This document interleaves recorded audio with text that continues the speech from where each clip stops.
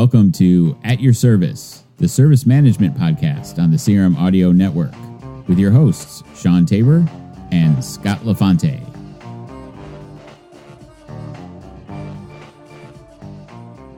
The user group for Dynamics 365 and CRM community is powered by users for users and specializes in the delivery of member-driven education, networking, and events to help you maximize your current Microsoft Dynamics investment. We thank CRMUG/D365UG for sponsoring this episode. And once again, it is time for At Your Service, the Dynamics 365 podcast centered strictly on the pillars of customer project and field service. As always, I am your host, Sean Tabor. And this time, broadcasting from a secret location, we have a treat. Yes, today we are covering part 2 in our series of what you need to know when implementing customer service. But part 2, it's nonstop diva time. And I wouldn't be surprised if there's music right here, because that would be kind of cool. Hint, Jim. There it is. Diva time! And we have Sarah Jelinek with us. Hi, Sarah. Hey, Sean. How's it going? I'm doing well. Scott is not with us today. He is on assignment. I have him doing other tasks and coming up with people and things we can talk about on future episodes. So we did not have you on part 1. I apologize for that. Time and schedules did not permit. My original intent was to have all three of us on the part 1. But strike 2 now. I haven't been able to successfully engage both of you on a part of these what you need to know segments. But no worries, life happens. Exactly. Just go with the flow. Exactly. So in part 1, it was an episode kind of higher level. We didn't dive deep in the weeds in terms of features and functions of CRM and Dynamics 365. But we did talk about what it's like to implement and what are the things as a business you kind of have to decide and talk about in determining what customer service means to you. Because as you know, and as we talked about in part 1, customer service means a lot of things to a lot of different companies now. It could vary from the vertical you're in to what type of customer you are pursuing to what kind of business you are, right? Absolutely. So what I think would be a great way to start part 2 is from your perspective as an implementer. Let's talk about what are some of those things that you've dealt with in implementing customer service as an implementer that has served you well, has taught you lessons, has just been memorable. Yeah, that's a great question, Sean. And I think everyone could probably attest to this is just sitting down and understanding your customer's process. If they don't have a clear defined process of how they deliver service or how they interact with their customers, you need to have something in place.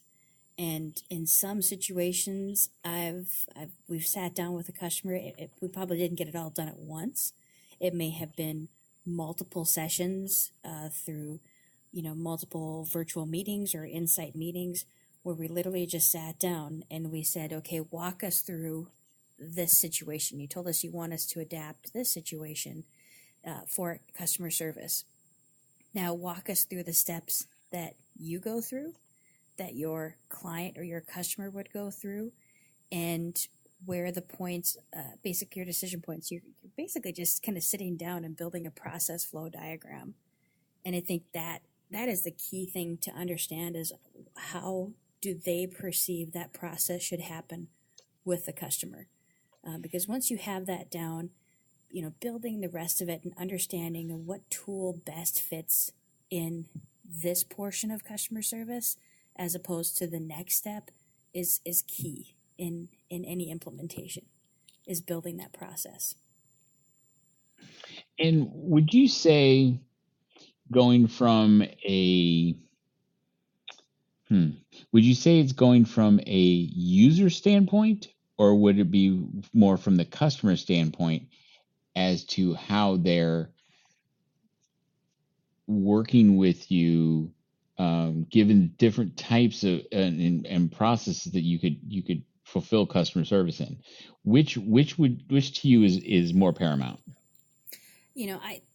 I can't say that either one is more important. I mean, from an implementer standpoint, we're concerned about what information. I mean, first and foremost, we might be concerned about what information do we need to collect in Dynamics 365. What do we do with that information?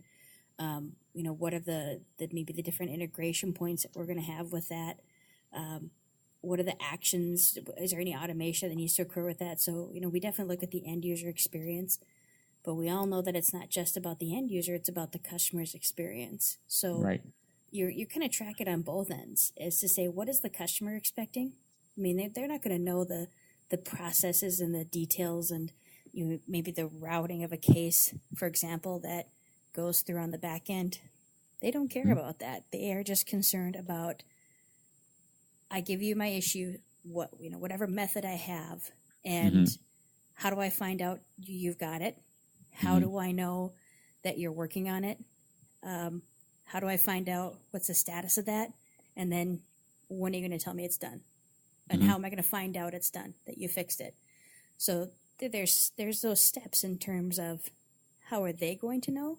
And then more importantly, I should say it's equally as importantly, is, okay, now I've got that from the customer. What are the things that I need to do on my end as an end user to get that done? So I think you have to look at both sides of that journey, the customer journey and, of course, your end user journey, and making sure that things are efficient for both parties involved.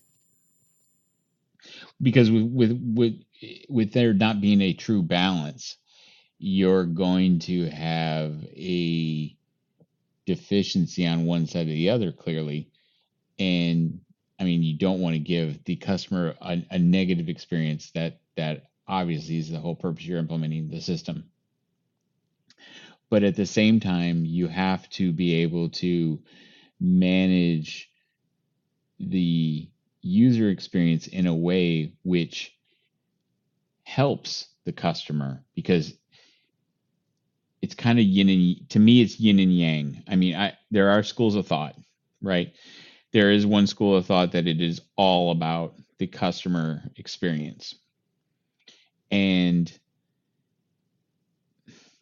you can design it that way, but it could encumber your employee or the customer service analyst that's picking up the phone, right? Absolutely. Yeah. I mean, if you think about it, we want to know our customer. We want to know as much information about them as possible, right? So whose responsibility is that? Is that something that we can empower the customer to let us know?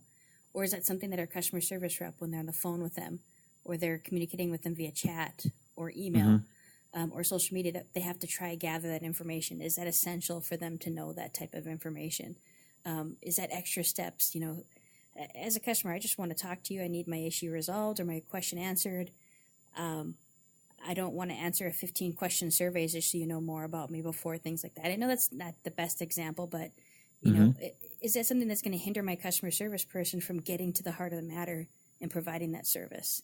So looking at, like you said, it's a balance, right? What's going to make it easier for my customer service rep or my customer service personnel to be able to provide that service quickly and efficiently and keep that customer happy, and yet make that process as easy as possible for my customer? It is that balance. And it is an interesting world we live in, as we mentioned in part one, on how the lay of the land for that customer service person receiving the customer service, I should say, the customer. Kind of tripped over just the keyword customer. How they're receiving and or providing information about their experience, and how it's changing so rapidly. And that could be, a bit due to, the rise of millennials, but also the aging of the baby boomers, the complexity of the task to enter data or to share data and also the mindset of sharing data has changed so much, right? Absolutely. So it requires you to also keep that in consideration. What is that methodology for your customer base? You could sell trailer hitches and sell to people that live on the side of a mountain. They have a very different way and very different perception on their privacy as compared to a young internet-based college student. Yep. Well, Right. who'd be willing to provide you anything just so they can get what they need. Yep. Right. So I think let's talk a little bit about, given that whole, and on all the tools that we have in our customer service tool bag, let's talk a little bit about some of we haven't really talked about what records you're dealing with, what functions in customer service we're dealing with. Let's dive a little bit deeper into that. Obviously, we have the case. That's the core, I think. You have the account and the contact. You have the activity. You have we could go list by list of what the core entities are. But to you, what are the foundational record types and functions of a customer service implementation?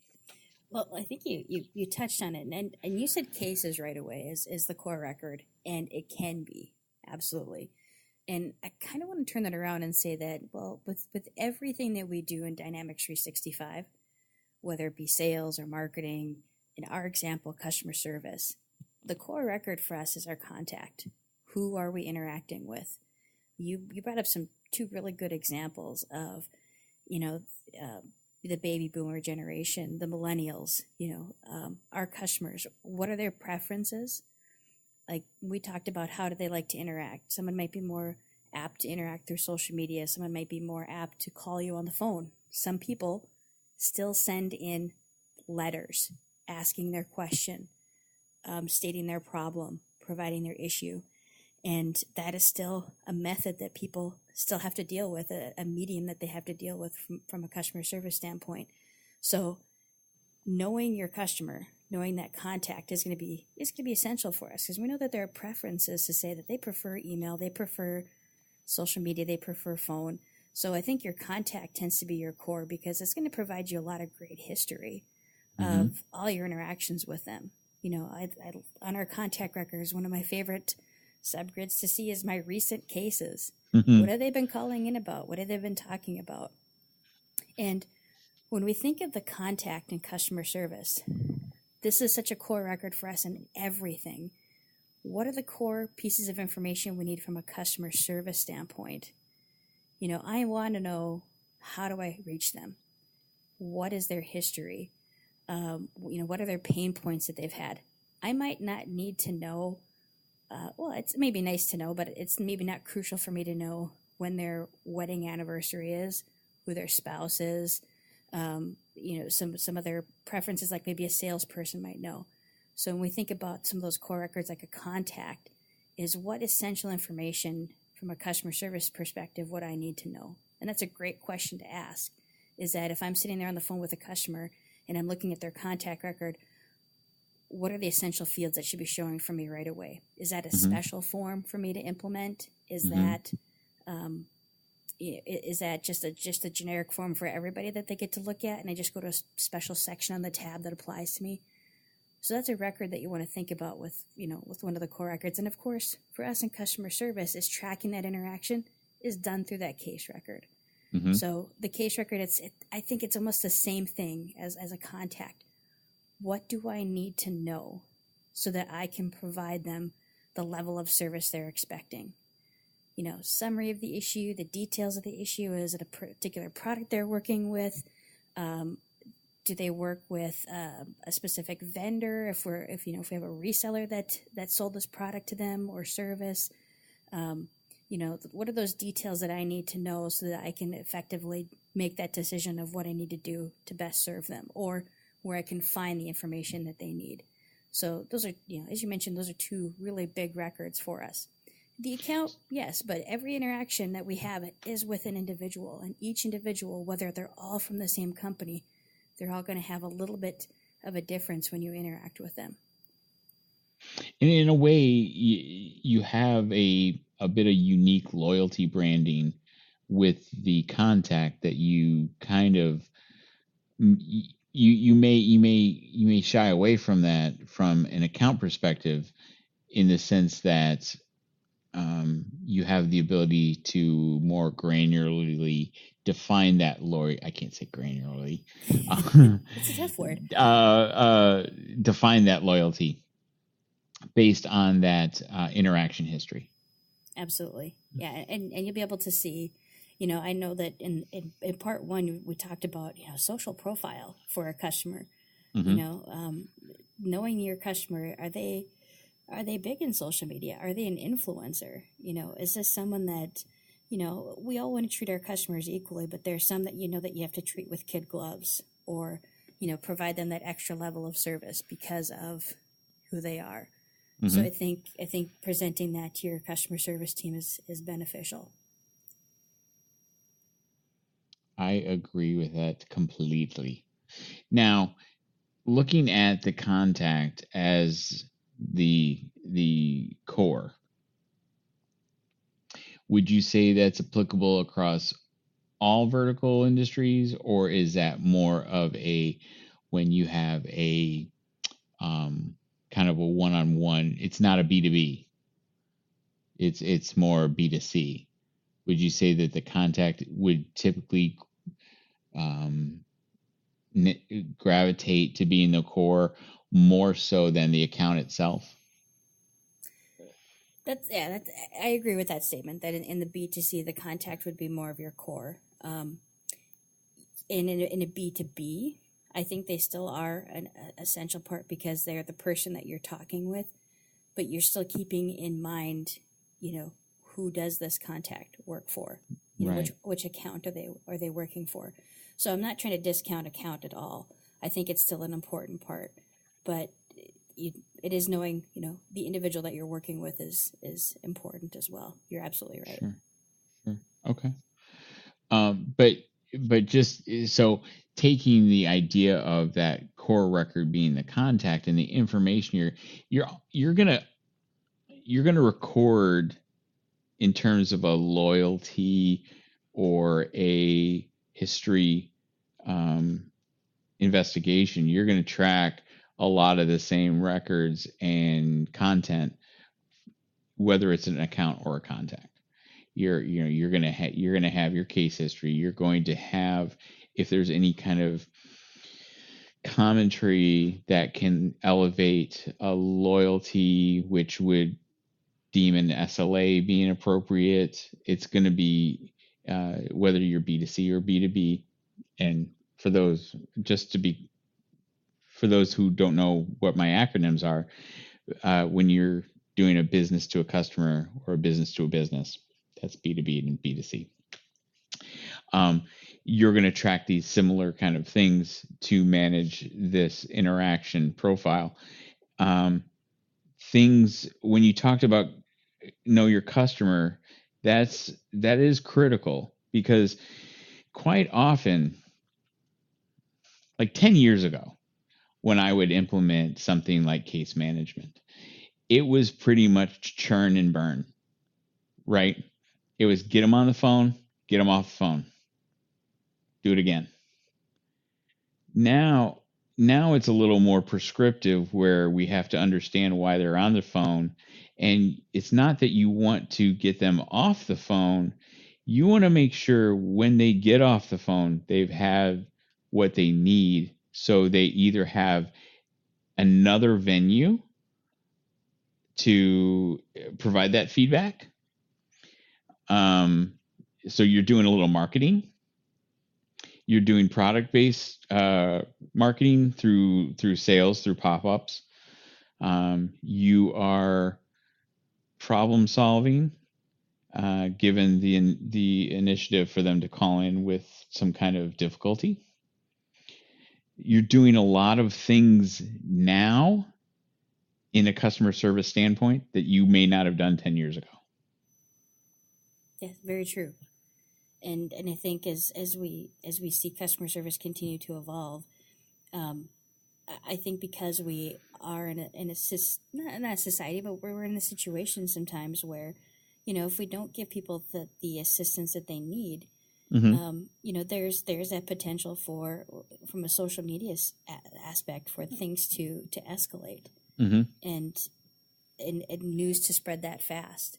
I talked about that social profile and the influencer.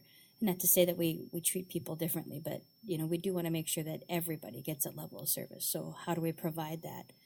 Do we provide that by providing self-service to them? Do we do that through our knowledge management, making sure that we've got a really good foundation built for that, and looking at searching and finding information like that we can share, whether it just be a simple article or share a YouTube video.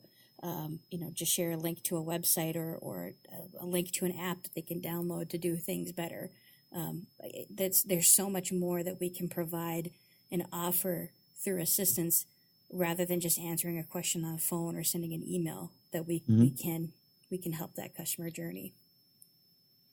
So what else, from a documentation perspective, from a record perspective or function perspective, is important to you in a customer service implementation? Well, I think one of the core records, Sean, that I think you can probably attest to when we talk about Dynamics CRM 3.0 that we've always had with customer service is activities, and tracking those interactions. Because obviously the case is, I think, what you say, like the bigger issue. Yeah. And the activities are the touch points that we've had. Whether I directly talk to them on the phone, or we communicate via email, or maybe it's a task that I have to send them a brochure, or send them a replacement product, something like that, is tracking those interactions. And I think those are key records for us as well in Dynamics 365, even today, to track that. And I think activities are a really great way to build a timeline of how often, obviously how frequently, what are we saying, what are we doing with this customer, so that we have that visibility and we have that capability to see, okay, is it too much? Is it not enough?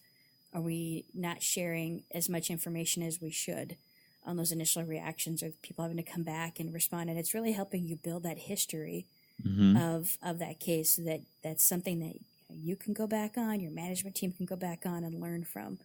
So I think that's a key record to look at utilizing in Dynamics 365, because before I even pick up the phone with a customer, I want to know, what have we said, what's gone back and forth. So for me, there's two areas that I tend to look. I look at the description field, and then I'll go look at activities, and I'll see they sent us an email, we sent them one back.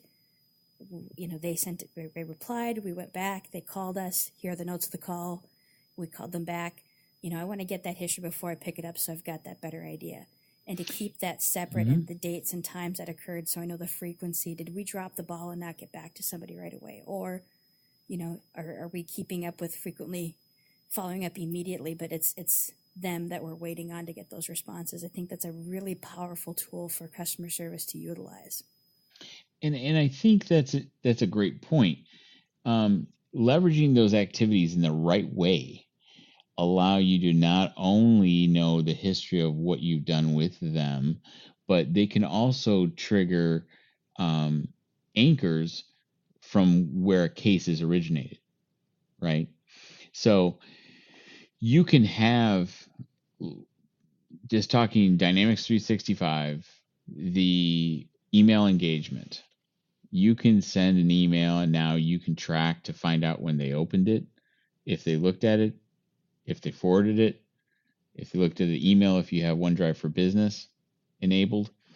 Um, you have a lot more tools now understanding their behaviors that could contribute to the creation of an incident or case within your organization. Also, given the relationship insights, how if you now get emails from clients that have some kind of interaction where something's broken, something's damaged, there's buzzwords that the machine learning is using to indicate something may be amiss, and we may need to create a case for this to get back with them. Using those kind of tools, and again, these are if you're not familiar, these are functions within Dynamics 365 that you can enable. They do leverage machine learning and some recommendations via action cards. But this is a great way for your customer service team to have some insight to activity, or your management team that insight to activity that will allow you to be a little more proactive, trying to go to the customer before they come to you. Absolutely. And I've seen in situations, in some of the areas I've implemented customer services that, and I'll admit I'm guilty of this as well. I get someone's email address at a company that I buy a product or a service from. I now have a friend that I can email directly. Right. Yeah. So and that's a perfect example of that occurring, Sean, is that maybe someone who's not in customer service, a salesperson, a marketing person, gets that email from a customer saying, "Hey, I'm having this problem. I don't know what to do," and you have that trigger, as you can say, or that action card that's going to pop up and say, "Hey, I think you need to do something about this." Mm-hmm. And I think when you experience things like that, what does that salesperson do? They maybe don't know how to work with cases in Dynamics 365 or know what to do with that. Mm-hmm. And that's where you can bring in a really key feature that you hear me talk about a lot, because I just absolutely love it, is case creation. Mm-hmm. I don't know what to do with this. I'm going to forward this to my support mailbox that we have, that all of our customers can email, that we can email internally. And a case is going to get created, and that customer service rep will see, oh, it's from this customer, not my sales rep, and then I can take action on that and get back to them right away, and eliminate that chance of things getting dropped, or that potential issue falling through the cracks. So that's a really great point with having that capability to see, trigger for somebody. And then by having that standard process to say, if something like this comes in, just forward that email here. We'll take care of the rest. We'll take care of handling that customer. But, we need those triggers. We need those visualizations. We need those items to pop up in our faces to see what should we do about that next. Exactly. And I like the way that it's now more two-way with the insights, as opposed to with the case creation.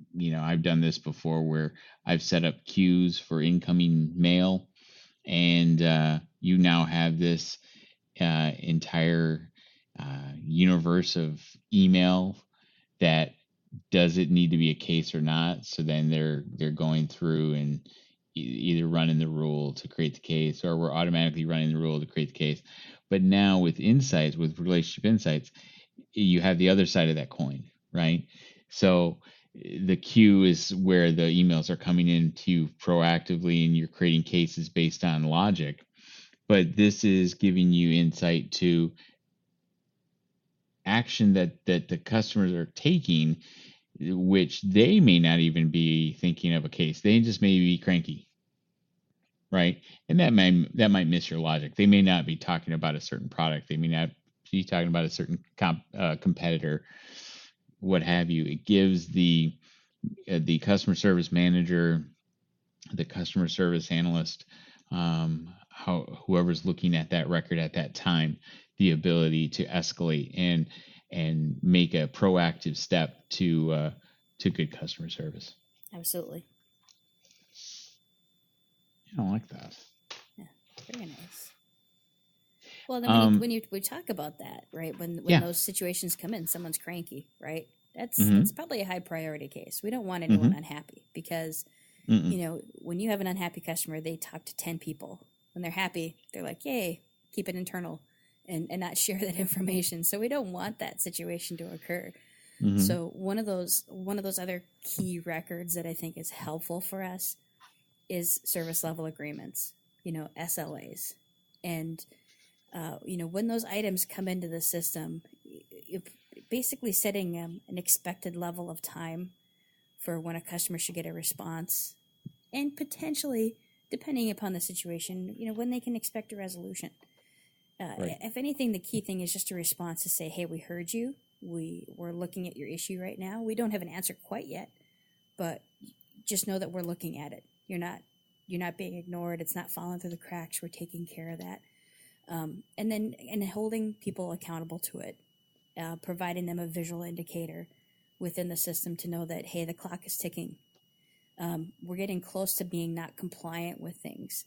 So what are the actions that we need to do internally to help our team understand that we're on the clock for this and we're running out of time? You know, sending an email, changing the status of a record, having it show up on a dashboard or a view for our managers to look at, so we can keep that in mind. And I think SLAs are a great feature. There's some ways you can use them effectively, and then there's some things that they don't quite do for you, but there's capability to provide that functionality in other ways. So providing that capability for people to see, hey, we've got to meet the deadline on this, Right. And giving your customer service reps kind of that visual indicator with that timers is pretty big, and especially for managers, they like to see that as well, to know that, hey, let's drop this right now. This is more important for us to get back to them, and then, you know, we can come back to this other issue that's maybe not as important or not as crucial. The timers have always perplexed me in terms of, I guess they're not as flexible as I wish they could be. We have the ability to trigger a timer to start, to trigger a timer to hold, to trigger a timer to cancel. You know, but their clauses are very, very rigid. Also, without custom development, you can't really tell how long you've been in a certain state. When that timer resets, it resets, and it doesn't store that value. Which I think, from a metric perspective, from a reporting perspective, not thinking hold times in the terms of a standard call center, but if you had an SLA of 48 hours to resolve an issue, it would be good to know within that 48 hours what you're doing. For example, let's say in a 48-hour SLA, we could cover 22 hours of research. Wouldn't that indicate that a knowledge article should be written? Potentially. Something like that. We can't do that now unless we do the customer development, which I'm happy that we have the ability to have a platform that has the flexibility of that custom development. But that seems like a relatively that seems to be a relatively common tool that should be in the toolbox, I think. Yeah, I agree. We've encountered a situation with a customer that you know, they do really look at those numbers, and they are like a call center. They have a call center in their first tier, and then they have not quite. It's more like just a team that handles the next level, you know, tier 2, tier 3, tier 4, and so forth. That, you know, for them, those metrics are really important, from when I first got on the phone with them to when I escalated it and I sent it off to the next group. You know, that time's incredibly important for them to know. Are we getting more efficient at that? But more importantly, it's the routing of a case. When we talk about moving it to tier 2, how long did it stay there Mm-hmm. until someone else picked it up? And then if they did pick it up, why is it taking us, instead of, like you say, that 48 hours, maybe it's taking us possibly 3 or 4 days to resolve that. That's a good point for me to look at and say, well, what was the stumbling block? Like you say, I should have read a knowledge article on that. But how do we track those times? And like you, we looked at custom code to do that. And it could be something as simple as soon as I say it's escalated, I change the status reason of something, I record a date and time. And then I look at finding ways to calculate that. And, for us, we calculated down to seconds to see how long that was, and then created reports accordingly for them to look at that. But yeah, I agree. I think it's something that I would love to have there for us to say, I want to capture that. Now, are we capturing it? Yeah, I think we're capturing it probably in audit history.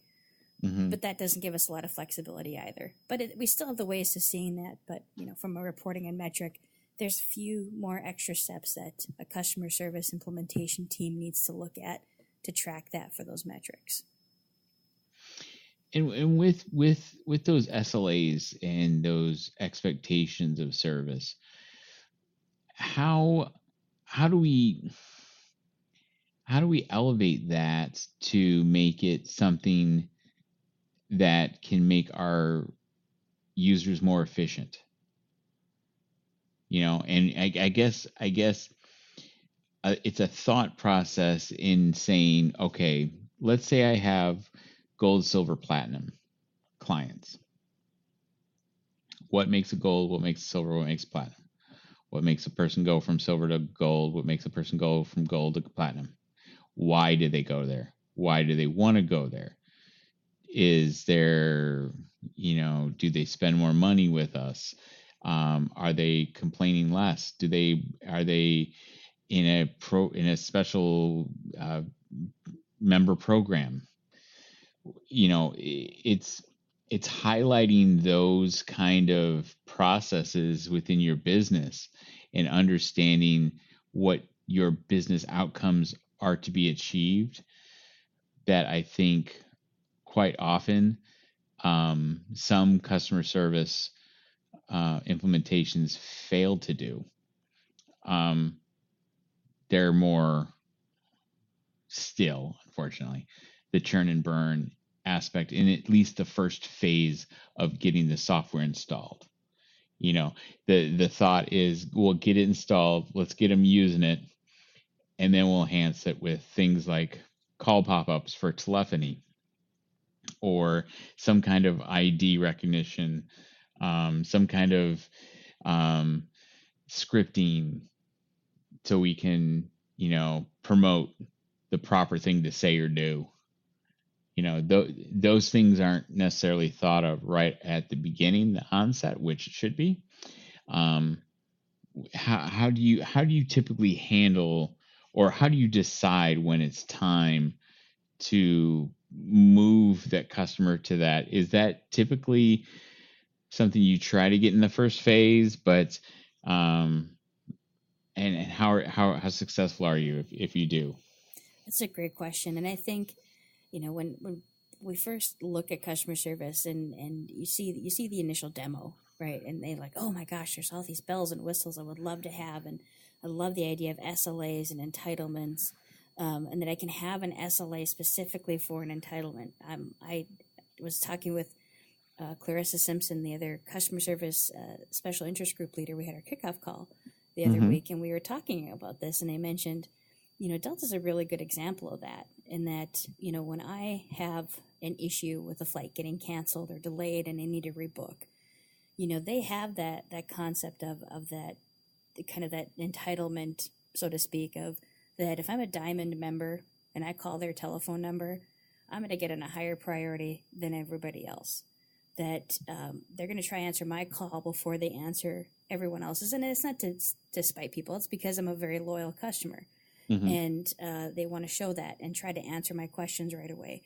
And talking about, what information do they know about me? Well, they know I'm Diamond Medallion. And when I call in, they say, hey, Sarah, thank you for being a Diamond Medallion. How can I help you today? And providing that information like a call script. So I think when you have those conversations, it's with a customer, you don't want to turn them down right away, but just say, hey, let's look at capturing this information first. Mm-hmm. How do you know that? How do you determine that? So you just kind of, you pose the question that you would ask to them. And I think it's just a matter of, how quickly someone wants to get this implemented. It is probably going to be different stages and different phases.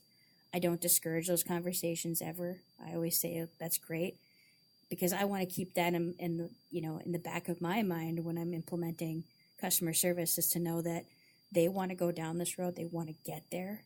Mm-hmm. To get there, do I need them to guide them a certain way, or do we need to go down a certain path to make sure they get there? That we're not having to rewrite the system by the time we're ready to say, oh, let's incorporate this now.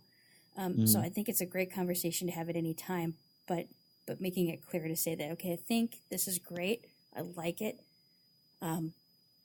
For the time that we have, sometimes the money that you have, that's something that we're going to have to revisit in the future. But we always keep that in our mind when we're visiting with them, and say, okay, is this still going to help you achieve the goal of what you just talked about with that end game? Like implementing somewhat like how Delta does their customer service with that respect. Right. Yeah. I think Delta is a great example Absolutely. of implementation. And are you really a Diamond member? I was last year. I was a few miles short, so I'm back to Platinum this year. But I was Platinum last year, and I'm Gold this year. I missed it by like $600. Oh Kill no! me. Yeah, I missed it by 1,000 miles. So yeah, so I went there again this year. I went from recording from the undisclosed location, flying here. I went from, when I was Platinum, I'd be 6C, and now I'm 34A. It hurts me. I'm still aisle, but anyways. But yes, Delta has I love Delta's way of with the medallion upgrade lines. The simple way that they confirm who you are. Absolutely. For example, if you call in from your cell phone and it's on your file, they recognize it and they use your name. Yeah, welcome, Sean. Yeah, exactly. And even if you don't get what you want, they explain what they are able. They form it in a way that what they're able to do for you, not what they're not able to do for you. Exactly. Right. And there's so many venues that you can use to interact with them. Email, phone, which obviously phone is the easiest method for a lot of us, because we're sitting there waiting in line to talk to an agent. Let's just get on the phone at the same time. But their social media presence is amazing, that you can just tweet and say, hey, I'm trying to change my flight. I know I was sitting on a plane, and naughty me, we're on the tarmac, and I had my phone on, which I shouldn't, but I didn't call. I tweeted and said, hey, our pilot says there's mechanical issues. If I can't get out tonight or get out on this flight, is there another one for me? And they're like, direct message me your confirmation number. And by the time I got to that, luckily the plane was fixed. But the fact that they could have gotten my flight changed within a few moments just through social media is amazing. And that's something that, that's a conversation to have with your customers as well, as you mentioned in the previous episode. Is social a goal of yours? Okay, great. Then what information are we wanting to track about our customers, to know that information, to know how they're going to interact with us? Yeah, agreed. So I think a great way to cap off part 2, and there will be a part 3, is, what is your go-to add-on? What is the tool in your bucket, in your toolbox for customer service that you deploy every time you deploy? The one that I really like to deploy, and it's an interesting challenge at times, is email templates. And that's out of the box, right? There's lots of things that we can do, and I think with email templates, it provides such a benefit to your end users and to your customers. even though it seems like it's a canned response, because it essentially is. Mm-hmm. But it's providing consistent language to somebody, very clarified language. In fact, language has probably been, reviewed and approved by so many different levels, depending upon the size of your organization. But yet it's still personalized, because we can put detailed information about that customer, their name, their phone number, their email address, their account number, the case number. We can personalize it. And I think that's a great tool that helps cut down time for your customer service rep to Mm-hmm. send that message out, gets the customer the information they need, and provides that approved message to know that we're communicating appropriately with them, that it can't come back to bite us in the end, that we said something wrong, we didn't use a comma in the right spot. Mm-hmm. That could open us up to legal issues and so forth. Mm-hmm. I think it's a great feature that it can provide some challenges in creating those and, getting that nice formatting that we expect to see. But I think it's a great tool that every customer service org should use if you're interacting anyway through email. I really need to do a little more with email templates. Typically, every customer service implementation I've done has had case creation rules and routing from a mailbox. So that's been pretty consistent. I would say outside of maybe manufacturing space, right? So if it's I did a implementation for a Major League Baseball team. Did that. That was really well received when you email in asking about tickets. We did it there. We've done it standard sales orgs. We've done it all over the place. But that's typically been my kind of, here's my thing, that it's customer service, therefore it needs this. Yes, Right. I would absolutely agree with that. And that's my other favorite feature, as you probably know. You hear me talk about it Yes, all I the do. time. Yep. Yes, I do. I love case creation. It was such a great feature when they added it in 2013. Yes, it was. But it's always been there. It's always been there through workflow. But now it's just so much easier for people to understand how to set it up, how it works, how the order. It's just more the context. Yes. The context that you have is just perfect. Makes it night and day. Absolutely. Well, you mentioned this in passing, but I'm going to call it out a little bit more, because I think it's something that the audience should really understand and maybe take part in. You mentioned the CRM-UG Customer Service Special Interest Group that's run by yourself and Clarissa Simpson. Correct. Is that correct? Yes. And we just had a kickoff meeting. That webinar is recorded on the CRM-UG site, which you could, if you're a CRM-UG member, you can go out to the site and listen to it.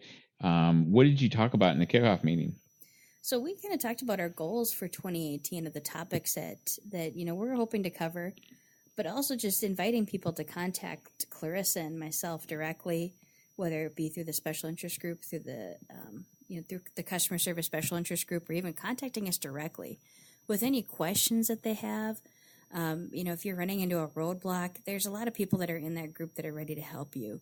And we talked about, what are the things that are pressing in your world that you want to know more about. We've got topics that we think everyone would love to have, but more than likely, if this is something that's pressing for you, it's pressing for someone else. So just kind of opening the phone lines, or opening the door for people to provide that information to us, because we definitely, if we can't answer that, we know someone out there that can, and we have the resources to find that. And I know with field service and project service, that's the same case. Is that there's things I want to learn more about. There's things I want to dive deeper into. And I think with these special interest groups, getting to focus on that and not getting the high level, not quite elevator speech type of, this is what this feature does.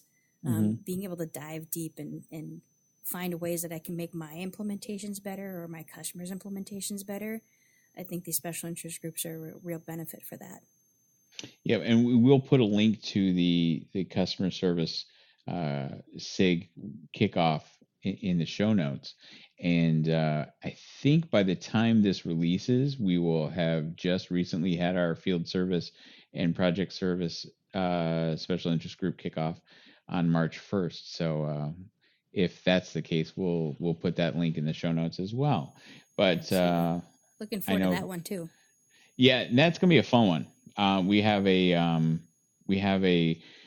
overview of in a demo of project service automation from Scott LaFonte. And then we have Yvonne Stano, the COO from Resco, coming in talking about the Resco mobile client for field service and giving us a preview of Resco Next. And then we're also going to talk about the about our goals for 2018 and what folks want out of the SIG. So it should be interesting. We got a lot of, as I'm sure you do, we have a lot of interesting and fun topics for the year, and there's some stuff I'm gonna be exploring with you guys to make, maybe we can do a little bit of synergy through the webinar space and get some things together like connected services. That would be pretty cool, I think. Absolutely, I agree. Yeah.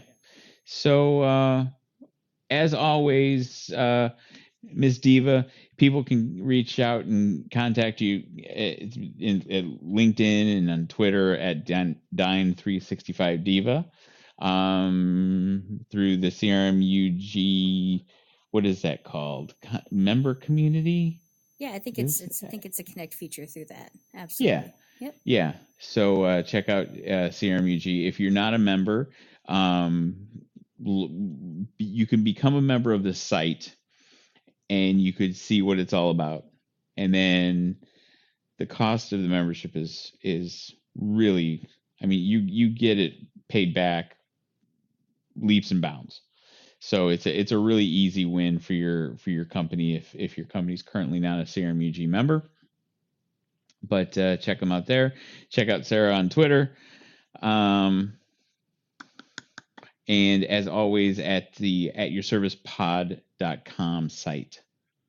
We just put up a post about some enhancements to universal resource scheduling not too long ago. So we have articles from your podcast hosts, and I have some newbies at work. And to help them get more acclimated with the product, I'm trying to get them to write more blog articles. Oh, very nice. Yeah, that's something that is on my list, and I promise I will get some of that information I've talked about in the past. Well, you know what? I'll admit to the world listening, it's my fault. Oh, it's all good. You want to know why? You want to know why? Because I sent the invitation to the admin account for the blog to the wrong email address. It's all good. I spelled it wrong. We're going to get that content out there and share it with you. So I'm not worried about it. Yeah. This has been awesome. And hopefully when we do part 3, we could all 3 be on. Otherwise, knowing my luck, you 2 will record without me. And that's how that'll work. Well, we'll get every combination in, and then one time we'll just have a big celebration. We can all get together. Exactly. So thanks again for the time. I always love talking to you, and it's great having this super diva time. Yes, music there. I'm trying to get as many as I can get in there, but it's been fun, and we will talk to you guys next time on At Your Service. I believe we'll have a special guest from the community, maybe. We'll have people out there. Anyway, it'll be a good episode. Trust me on that one. But on behalf of Sarah Jelnick, I'm Sean Tabor. Thank you very much. Thank you, Sarah. Thank you, Sean. And we are at your service.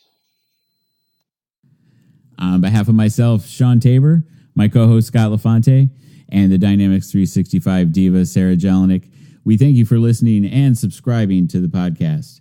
You can reach us at voice@crm.audio. On Twitter, you can follow us, CRM Hobbit for me, for Scott, at FLD service _guru. And of course, at Dyne365Diva for Sarah.